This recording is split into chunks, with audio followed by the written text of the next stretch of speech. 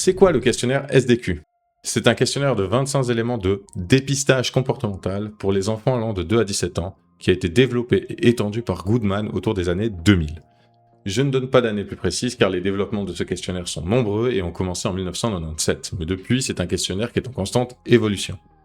J'appelle ce questionnaire le questionnaire SDQ, ce qui est un acronyme anglophone pour Strength and Difficulty Questionnaire. Ça veut dire questionnaire sur les forces et difficultés.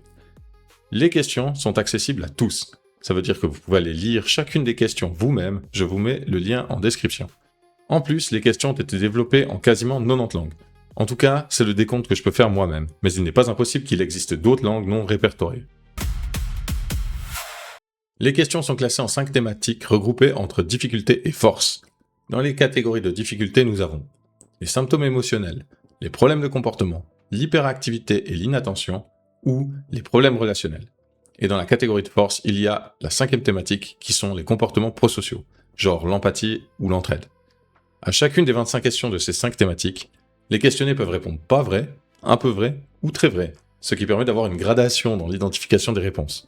Une fois les questions répondues, il existe un calcul qui va donner un score de santé mentale en fonction des réponses. En gros, si le répondant répond un peu vrai, ça va souvent compter comme une valeur 1, et s'il répond très vrai, ça va compter pour un 2.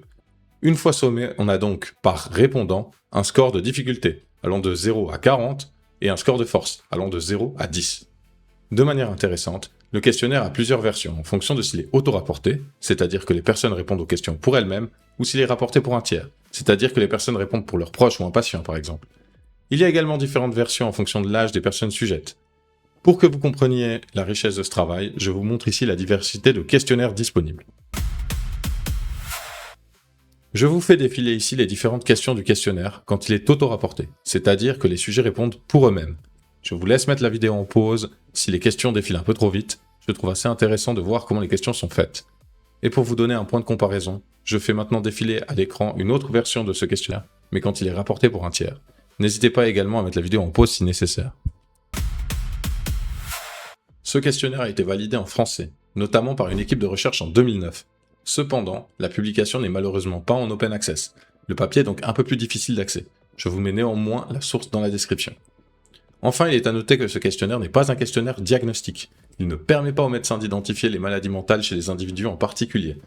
C'est un questionnaire qui a pour but d'aider la recherche sur la santé mentale dans la jeune population en général. Merci de votre attention. J'ai mis dans la description de la vidéo le lien vers les différents questionnaires si vous voulez y accéder. En attendant la prochaine, je vous souhaite une excellente.